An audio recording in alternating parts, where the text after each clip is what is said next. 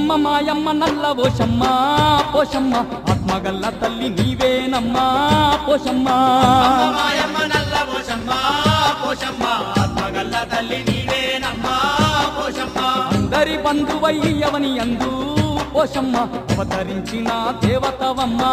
పోషమ్మ అందరి బంధువయ్యవని అందు పోషమ్మ